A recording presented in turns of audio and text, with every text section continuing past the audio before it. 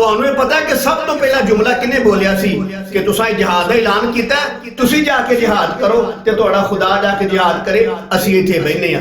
ਪਤਾ ਕਿਹਨਾਂ ਬੋਲਿਆ ਸੀ? ਸਭ ਤੋਂ ਪਹਿਲਾਂ ਇਹ ਜੁਮਲਾ ਯਹੂਦੀਆਂ ਬੋਲਿਆ ਸੀ।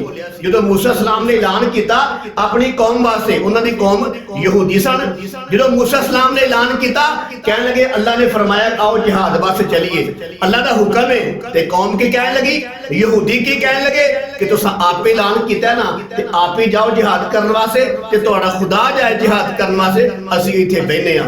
मेरे अजीज भाइयों, सब तो पहला यह जुमला बोलिया सी यहूदियां ने कि जिन्हें ऐलान किया वो आप ही जाके जिहाद करे, असीं जिहाद नहीं कर सकते। ते जिन्हां दे जिस्म दे अंदर यहूदियां वाले जरासीम ने, यहूदियां वालियां आदतां ने, और अज भी जुमला बोलते ने पे और गल करते ने मदीने दी रियासत दी।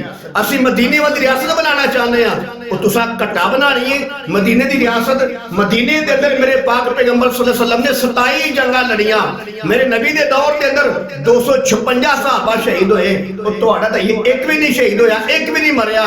ते जुमले यहूदियां वाले बोलन लग पे हो कि जनाब आप ही जाओ जाके जिहाद करो, तुसां आप ही ऐलान कीता है ते आप ही जाके जिहाद करो।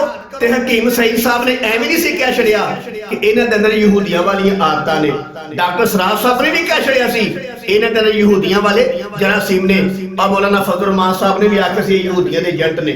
वेख लवो कि जेड़ा जुमला अज तो कई 100 साल पहला यहूदियां ने बोलिया ही ना कि तुसा ऐलान किया है ते आप ही जाके जिहाद करो, असीं इत्थे बैठे हां, ते ओही जुमला अज कई 100 साल बाद यहूदियां दे एजेंटां ने बोलिया है कि जनाब जिन्ना ऐलान किया आप ही जाके जिहाद करो। ते मालूम होया ए जुमला बोलने वाले सब तो पहला यहूदी सन।